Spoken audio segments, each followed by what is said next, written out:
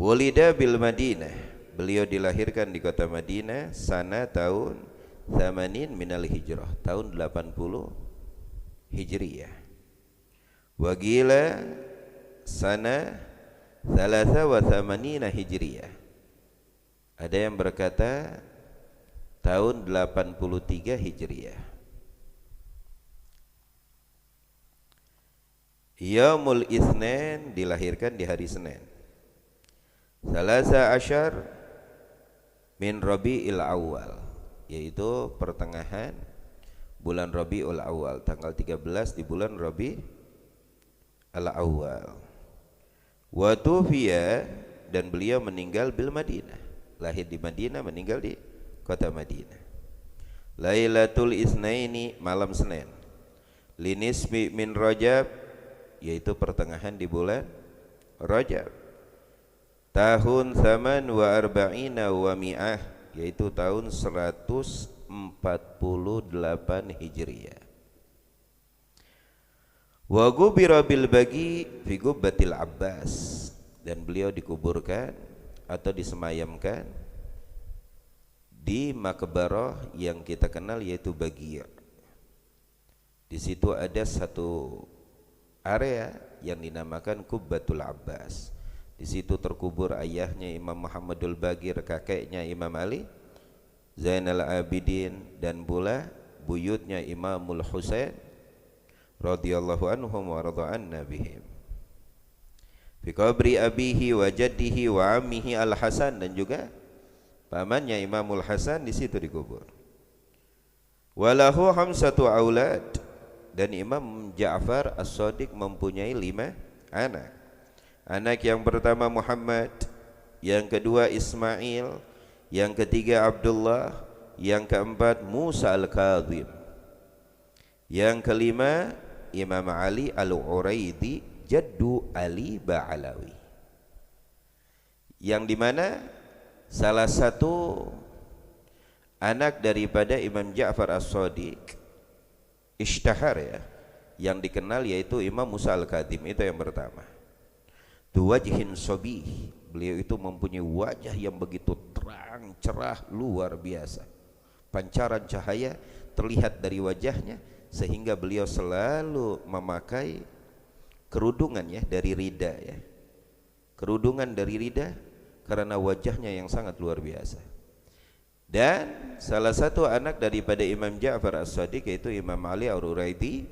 Disitulah semua nasab Al-Ba'alawi kembali kepada Imam Ali bin Uraidi bin Ja'far bin Muhammadil Baqir bin Ali Zainal Zainil Abidin ibnil Husain ibni Ali bin Abi Talib ibni Fatimah binti Rasulillah sallallahu alaihi wa alihi wasallam. Lalu beliau dijuluki Ustadzul Ali. Beliau dijuluki itu di dalam syair Imam Haddad, yaitu Ustadzul Ali, yang artinya seorang guru yang begitu luar biasa, pangkatnya begitu tinggi. Kenapa?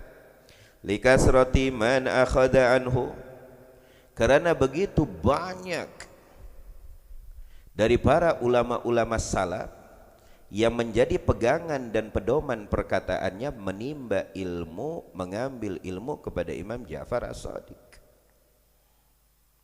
Min akabiril a'immah, enggak kepalang berhadirin. Yang menimba ilmu kepada Imam Ja'far As-Shadiq min akabiril a'immah, dari para a'immah, min ulama is-salaf, min ahli sunnah wal jamaah, min akabir, orang-orang besar, ya, yang ucapannya, perkataannya, dan salah satunya Imamul Madhab, Imam Abu Hanifah. Lalu siapa yang mengambil kepada beliau? Imamul Malik, Imam Madhab Malikiyah. Wasufyanen, 2 imam yang bernama Sufyan, Imam Sufyan, yang sering kita kenal ucapan-ucapan jadi dalam tasawuf, ya, dan kalam-kalam hikmah yang begitu mulia, yaitu Imam Sufyan Ats-Tsauri dan juga Imam Sufyan Ibnu Uyainah. Ini min akabir. Wa Abi Hanifah, Imam Madhab Hanafiyah, mengambil kepada Imam Ja'far As-Shadiq. Imam Malik mengambil kepada Imam Ja'far As-Shadiq. wa Imam Syu'bah, dan pula para ulama-ulama di zamannya min akabiril a'immah, orang-orang besar di zamannya, semuanya bersanad ilmunya kepada Imam Ja'far As-Shadiq ibnu Muhammad al-Baqir, ibnu Muhammad al-Baqir radhiyallahu anhum wa radha'an nabihim.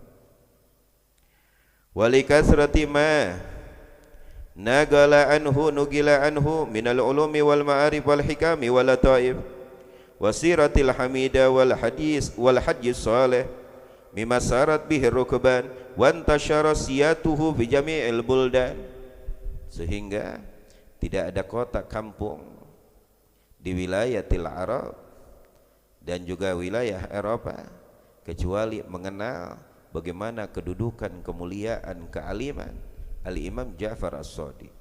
Allah. Maka di sini kita tahu, maka tidak ada ilmu yang tidak bernisbah kepada ahlu baiti Rasulillah. Jikalau Imam Malik menimba ilmu kepada Imam Ja'far As-Shadiq, Imam Abu Hanifah menimba ilmu kepada Imam Ja'far As-Shadiq, lalu Imam Syafi'i menimba ilmu kepada Imam Malik, lalu Imam Ahmad bin Hanbal menimba ilmu kepada Imam Syafi'i, wa hakadha nisbah, keilmuan mereka sampai kepada ahlu baiti Rasulillah sallallahu alaihi wasallam, sehingga sampai kepada pintunya ilmu Imam Ali bin Abi Thalib, sampai kepada junjungan besar kita Nabi Muhammad sallallahu alaihi wa alihi wasallam. Lalu di sini ada pujian dari para ulama, salah satunya Gara Umar Ibnul Miqdam. Beliau berkata, kuntu idza nadartu ila Ja'far ibn Muhammad alimtu annahu min sulalatin nabiyyin. Kata Imam Umar Ibnu Miqdam berkata, apabila aku melihat wajah Imam Ja'far As-Shadiq, maka aku melihat dan meyakinkan bahwa beliau sulalah keturunan para nabiyin dan pentolannya junjungan besar kita Nabi Muhammad sallallahu alaihi wasallam. Kenapa? Karena akhlak mereka merupai akhlak datuknya Rasulullah. Kehidupan mereka menyerupai kehidupan datuknya Rasulullah.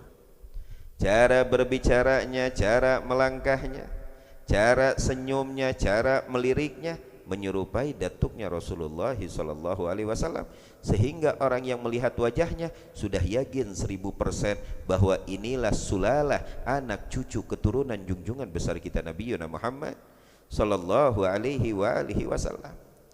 Karena kita selaku anak cucu Rasulullah, selaku ahlul bait, aujab wa aula, lebih wajib, lebih afdol, lebih utama untuk mengikuti jejak datuk kita Rasulullah daripada yang lain.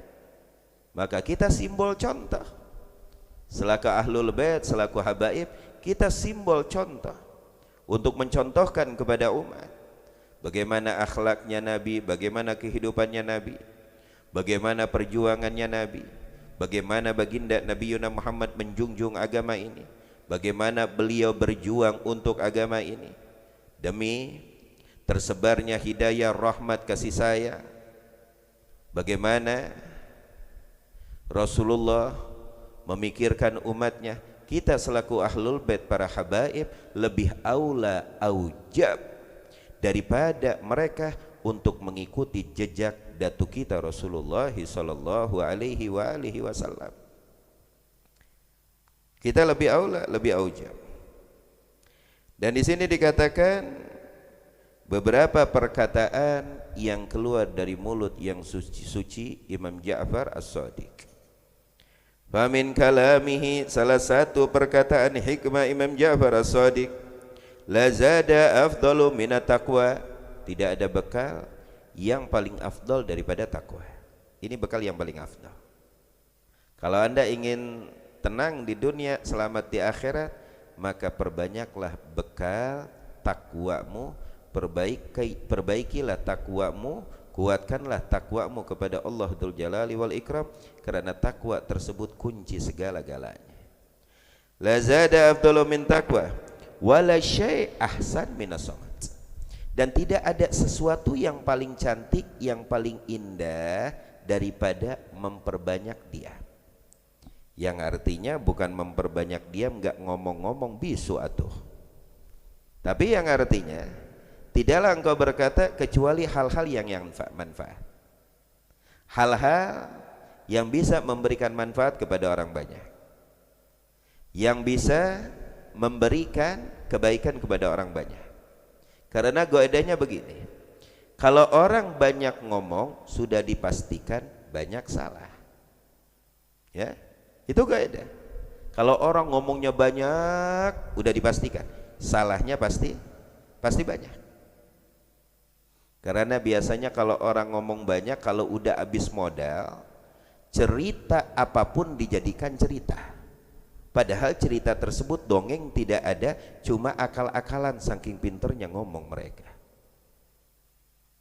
Benar? Makanya tidak ada sesuatu yang paling indah, yang paling cantik, kata Imam Ja'far As-Shadiq, minas samat, perbanyak diam dan berucaplah, berbicaralah mayanfa, yang bermanfaat, wala adwa adhar minal jahal.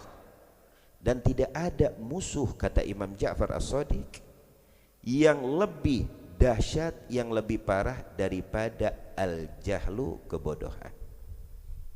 Ini musuh nih, musuh utama manusia. Karena tidak terjadi kerusakan di kanan dan di kiri kecuali penyebab inti pertamanya al-jahlu, karena kebodohan mereka.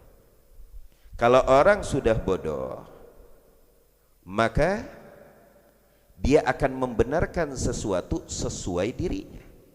Inilah musuh yang paling dahsyat bagi diri kita. Kalau orang sudah bodoh, apapun hukumnya dihukumkan oleh dirinya sendiri. Kalau orang sudah bodoh, sudah pasti mempunyai sifat tamak yang begitu besar. Pengen dia yang paling banyak, pengen dia yang paling senang, tidak memikirkan orang. Makanya la adwa minal jahal, tidak ada musuh yang paling berat, yang paling dahsyat untuk diri kita daripada kebodohan. Karena kebodohan inti daripada semua musibah perkara itu dimulai daripada kebodohan. Waladaun adwa minal kadhib, dan tidak ada penyakit yang lebih dahsyat daripada bohong alias dusta. Awas, hati-hati. Tidak ada penyakit yang lebih berat daripada bohong alias dusta. Kalau orang sekali berbohong, kesonohnya bakal berkali-kali. Awas, ini penyakit. Penyakitnya nular dan susah lagi disembuhkannya. Mau beli di apotek manapun gak ada obatnya. Ila taubatan nasuha, kecuali taubat nasuha kepada Allah.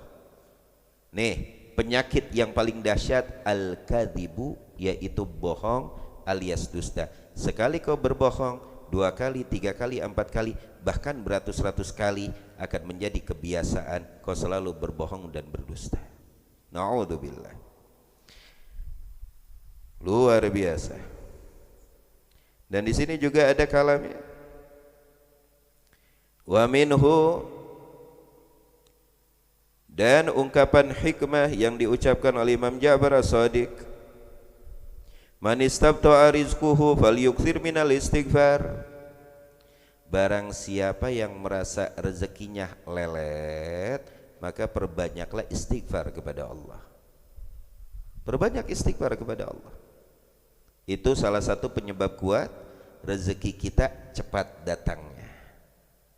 Ini mah udah rezekinya lelet, terus bengong digedein, timbul sumpah, ujung-ujungnya ngerumpi, gibah tiwal gibah, bukan lelet lagi, kabur ke Sumedang rezeki lo.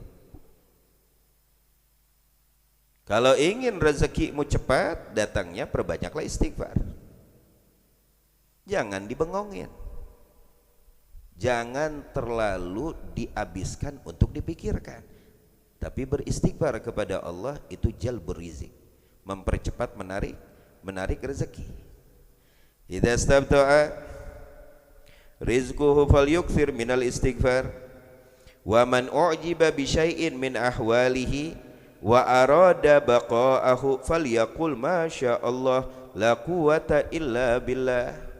Apabila Anda terheran-heran dengan sesuatu keadaan atau apapun yang kita lihat dan Anda terheran-heran, maka ucapkan masya Allah la haula wala quwata illa billahil aliyyil azim, maka sesuatu tersebut akan lama dan tidak akan rusak. Entah itu Anda melihat banda, entah itu Anda melihat mobil, masya Allah, ucapkan masya Allah. Atau Anda melihat seseorang, kegantengan seseorang, kecakapan seseorang, ucapkan masya Allah. Paham? Atau Anda melihat dari anak-anakmu kelebihan, ucapkan masya Allah. Itu akan lama terus berjalan, tidak akan tercabut kebaikan tersebut. Maka ucapkan masya Allah la haula wala quwata illa billah. Lalu dari salah satu ucapan Imam Ja'far As-Shadiq, uhiyallahu auhallahu ta'ala ila dunya, Allah mewahyukan kepada dunia, mengucapkan kepada dunia, anikhdumi man khadamani, jadilah engkau pembantu bagi mereka yang menjadi pembantuku. Allahu akbar. Anikhdumi man khadamani, dan ini hadis qudsi pula diriwayatkannya di dalam hadis qudsi.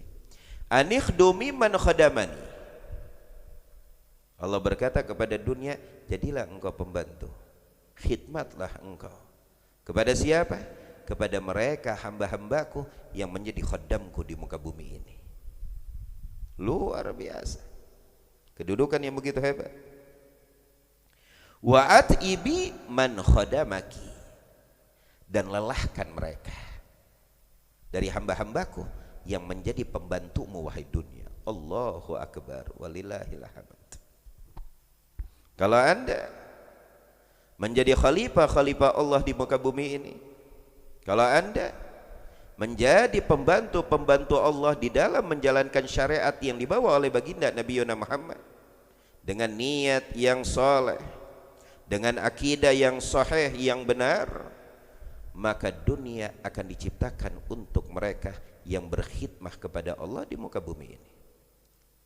Tapi kalau Anda menjadi budak-budaknya dunia, atibi, maka lelahkan, capekkan mereka untuk berkhidmah kepadamu wahai dunia. Allahu akbar. Makanya tidak ada amal yang paling mulia di atas segala amal kecuali dakwah ilallahi dakwah. Terus Anda berdakwah, dan jangan kau perkecil, jangan kau peringkas. Oh, dakwah itu buat habaib, dakwah itu buat kiai, dakwah itu buat para ustadz. Lah, dakwah haggana punya kita. Ballighu ani walau ayat, sampaikan kepada aku walaupun satu ayat. Dakwah bukan hanya di mimbar, bukan hanya di masjid. Dimanapun Anda berada, Anda bisa berdakwah, menyerukan kebaikan dan mengajak mereka kepada kebaikan. Dakwah punya kita, karena kita khairu ummah, kuntum khairu ummatin ukhrijat linnas. Kita sebaik-baiknya umat. Ta'muruna bil ma'ruf wa tanhauna 'anil munkar. Di mana kita bisa berdakwah? Tak kala kita duduk bisa berdakwah, tak kala kita arisan bisa berdakwah, tak kala kita silaturahmi bisa berdakwah. Dakwah bukan hanya di atas panggung dan memegang mik sahajalah, tapi setiap ajakan yang baik itu dinamakan masuk di dalam ranah dakwah. Cuma kalau yang Anda punya 20%, sampaikan 20%. Jangan yang dia punya 20% nyampeinnya 100%, sesat semua umat. Ini kan kebanyakan seperti itu. Kalau Anda tahunya 10, sampaikan 10. Tahunya 20, sampaikan 20. Yang penting Anda menyampaikan kebaikan. Tapi yang kebanyakan keseleo ini tahunya 10, 20, yang disampaikan 50 bahkan sampai 100, yang ada umat kelojotan. Timbullah kesesatan, timbullah kesalahpahaman ya. Dan di situ juga kita wajib menata ya, apa? Barometer diri kita pula ya. Yang kita punya kita sampaikan. Lalu juga di sini dikatakan oleh Imam Ja'far As-Shadiq, Imam Ja'far As-Shadiq berkata, al-fuqaha'u umana'ur rusul. Mereka para fuqaha, mereka para ulama yang membawa beban syariat junjungan besar kita Nabi Muhammad, umana'ur rusul. Mereka lah wakil-wakilnya para rasul utusan Allah. Mereka pewaris-pewarisnya para rasul utusan Allah, dan mereka wakilnya baginda Nabi Muhammad. Mereka pewarisnya baginda Nabi Muhammad sallallahu alaihi wa alihi wasallam. Lalu kata beliau, malam ya'tu abwabas salatin, tapi dengan syarat, kata Imam Ja'far As-Shadiq, bagi mereka para fuqaha yang tidak mengetuk dan tunduk di bawah jabatan dunia, yang tidak tunduk dengan jabatan, yang tidak dijual ilmunya karena jabatan, yang tidak mengikuti hal-hal yang batil dikarenakan jabatan. Asal dibeli, yang benar bisa disalahkan, yang salah bisa dibenarkan. Nah, mereka tidak masuk di dalam kategori umana'ur rusul. Mereka sudah bukan lagi wakilnya para rasul. Mereka bukan lagi pewarisnya para rasul, pewarisnya baginda Nabi Muhammad. Malam ya'tu abwabas salatin. Bagi mereka para fuqaha yang tidak mengetuk, tunduk dan diperjualbelikan ilmunya kepada mereka para penjabat-penjabat dunia.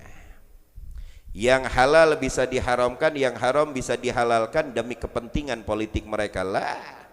Mereka sudah tidak masuk di dalam kategori umana'ur rasul. Karena ingat, paling mulianya jihad apa itu? Afdalul jihad kalimatu haqqin inda sultani jair. Apabila Anda bertanya, apa sih yang paling mulianya jihad? Suatu kalimat yang hak itu hak, yang batil itu batil, yang keluar dari mulut mereka di hadapan para salatin, penjabat-penjabat yang zalim. Itu afdalul jihad. Karena jarang orang yang mempunyai keberanian seperti ini. Kalimatu haqqin inda sultani jair. Kalimat yang hak, yang benar disampaikan di hadapan mereka para penjabat. Kalau kita kembali kepada zaman baginda Nabi Muhammad, bagaimana Nabi Muhammad tak kala menulis risalah surat ya untuk raja-raja di zaman Rasulullah kepada Rum, kerajaan Kaisar ya. Bagaimana tulisan yang ditulis oleh Nabi? Bismillahirrahmanirrahim. Min Muhammad aslim taslam. Hakada. Dari Muhammad Rasulullah utusan Allah, aslim taslam. Masuklah kau ke dalam Islam, kau akan damai dan selamat. Syaja'atun Nabi. Ini keberanian baginda Nabi Muhammad. Yang hak itu hak, yang batil itu batil. Tidak dimanipulasi. Paham tuh?